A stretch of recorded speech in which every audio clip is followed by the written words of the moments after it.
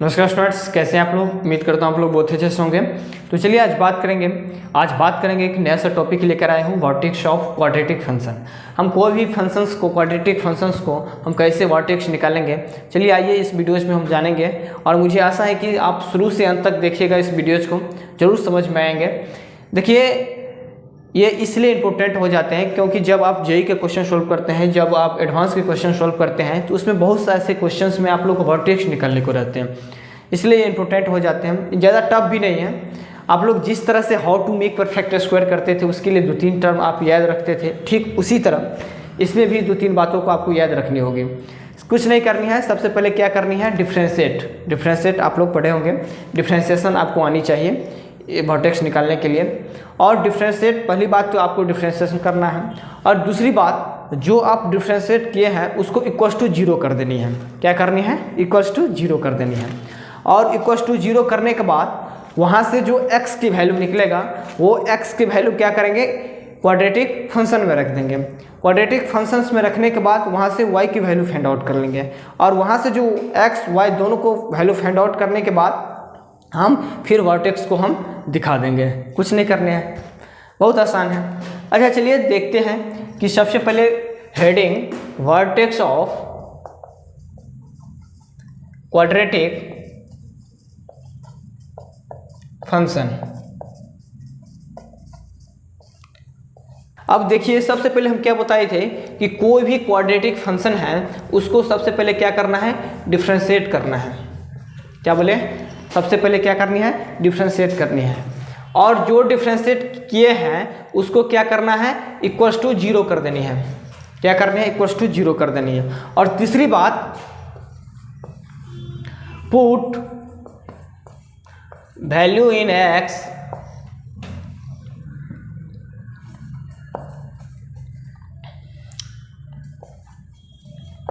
Quadratic function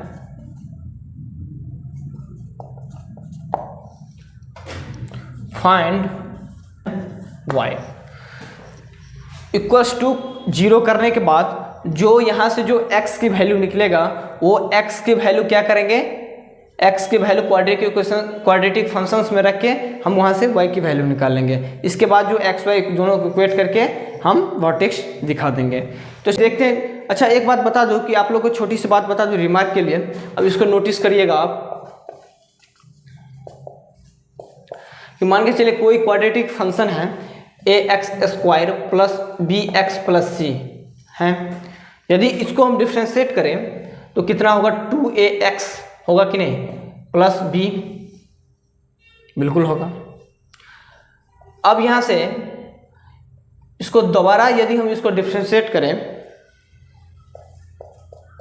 यदि इसको दोबारा हम डिफ्रेंशिएट करें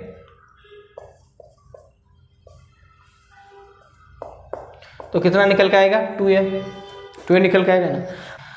अब यहाँ से देखिए कि 2a क्या है, पॉजिटिव है कि नेगेटिव है, यदि केस लेना पड़ेगा। यदि 2a जो है, a यदि पॉजिटिव है तो वो इसका जो ग्राफ जो होगा पैराबोला होगा, कनकेव अप होगा, कनकेव अप होगा। यदि a का कोएफिशिएंट यदि नेगेटिव है तो कनकेव डाउन होगा। इसका ग्राफ कैसे होगा, ऐसे होगा नीचे की ओर। तो इस बात को देखनी है, इसलिए रिमार्क के रूप में हम बता दिए कि कोई भी क्वाड्रेटिक फंक्शन है तो उसका पहले कोएफिशिएंट कैसे चेक करते हैं, इसका ग्राफ जो होगा कि कनकेव अप होगा कि कनकेव डाउन होगा, किस पर निर्भर करता है, इसके ए पर निर्भर करता है। तो इसको हम देखते हैं। अब आगे देखते हैं कि क्वाड्रेटिक फंक्शंस लेते हैं, उसको वर्टेक्स निकालेंगे और कैसे निकालेंगे। तो चलिए देखते हैं, हमें निकालनी है। तो सबसे पहले क्या करनी है सो देख लिए। हम पहली बात क्या बताए थे, डिफरेंशिएट करने के लिए। तो इसको डिफरेंशिएट कर दीजिए तो कितना होगा, 4x प्लस 3 होगा कि नहीं, बिल्कुल होगा। अब दूसरी बात क्या करनी है कि जो डिफरेंशिएट आई उसको इक्वल्स टू 0 कर देनी है। तो 4x प्लस 3 इक्वल्स टू 0 होगा कि नहीं, बिल्कुल होगा। अब यहाँ से x की वैल्यू फाइंड आउट कर लेंगे, -3/4 होगा। अब ये जो x की वैल्यू है वो क्वाड्रेटिक फंक्शंस में रख देनी है। तो यहाँ से 2x² plus 3x plus 1 equals to, यहाँ से 2 इंटू -3/4 का स्क्वायर प्लस 3 इंटू -3/4 प्लस 1 होगा। अब इसको हमें सोल्व करनी है ताकि हमें y की वैल्यू फाइंड आउट हो जाए। ये y इक्वल्स टू यहाँ पर लिखो, y इक्वल्स टू यहाँ पर लिखो, y इक्वल्स टू यहाँ पर लिखो, y इक्वल्स टू यहाँ पर लिखो, तो ताकि हमें क्या करें, y की वैल्यू मिल जाए।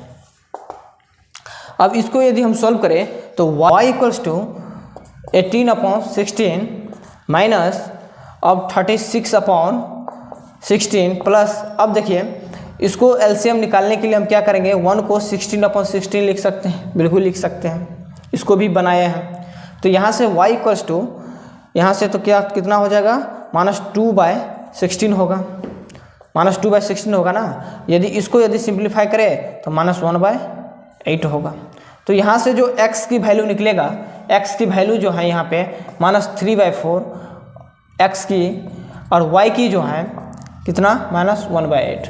अब इसको वर्टेक्स हमें निकालनी, इसको दिखानी है।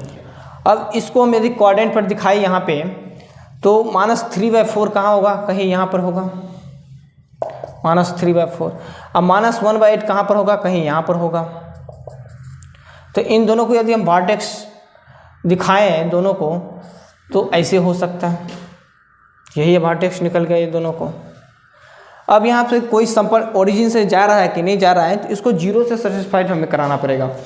यदि और कोई बोल रहा है कि यदि ओरिजिन से जा रहा है कि नहीं जा रहा है, तो उसके लिए 0 0 रख के हमें चेक करनी पड़ेगी। एक और क्वेश्चन लेते हैं, उसमें सारे क्लीन हो जाएगा। तो चलिए एक क्वेश्चन और लिए हैं कि y equals to -3x² plus 4x - 5, इसको हमें वर्टेक्स निकालनी है। तो सबसे पहले हम क्या बताए थे कि डिफरेंशिएट करें, इसके बाद क्या करें, डिफरेंशिएट करने के बाद इक्वल्स टू 0 करें, वहाँ से जो x की वैल्यू निकलेगा, और जहाँ से जो x की वैल्यू निकलेगा फिर क्वाड्रेटिक फंक्शंस में रख देंगे, वहाँ से y की वैल्यू निकल जाएगी। और एक चीज़ और आपको हम बताए थे कि रिमार्क में, कि इसको यदि हमें दिखाना पड़ेगा कि यदि कभी हमको ज़रूरत पड़ जाए कि कनकेव अप है कि कनकेव डाउन है, तो किस पर डिपेंड करता है, वो एक कोएफिशिएंट पर डिपेंड करता है ना। तो यहाँ से एक कोएफिशिएंट कौन है बताइए, यहाँ पर -3 है, तो -3 है तो हम क्या बोले थे, कनकेव डाउन बोले थे। तो इसका ग्राफ जो होगा ऐसे होगा, ऐसे होगा ना, ऐसे होगा, कनकेव डाउन, ऐसे ही बताए थे। ऐसे ही चेक किया जाता है कि कनकेव अप है कि कनकेव डाउन है। पिछले वाले क्वेश्चन में जो बताए थे, कौन था, एक कोएफिशिएंट कितना था, 2 था ना, तो 2 क्या, पॉजिटिव के नेगेटिव, पॉजिटिव, तो वो क्या हो जाएगा, वो कनकेव अप हो जाएंगे। उसका पहले करनी है क्या, इसको यदि वर्टेक्स हमें निकालनी है तो सबसे पहले डिफरेंशिएट करनी है। तो डिफरेंशिएशन इसको करिए, तो यहाँ से तो -6x होगा प्लस 4, और दूसरी बात क्या करनी है, -6x + 4 इक्वल्स टू 0 कर देनी है। अब इसके बाद क्या करेंगे, x की वैल्यू यहाँ से फाइंड आउट कर लेंगे। तो यहाँ से तो 2/3 हो गया x की वैल्यू। अब x की वैल्यू क्या करेंगे, फंक्शंस में रख देंगे, क्वाड्रेटिक फंक्शंस में रख देंगे। तो यहाँ से -3 × 2/3 का स्क्वायर प्लस 4 × 2/3 - 5। यदि हम सोल्व करें, y इक्वल्स टू -12/9 प्लस 24/9 -45/9 होगा कि नहीं, बिल्कुल होगा। अब इसको यदि हम सोल्व करें तो y इक्वल्स टू -11/3।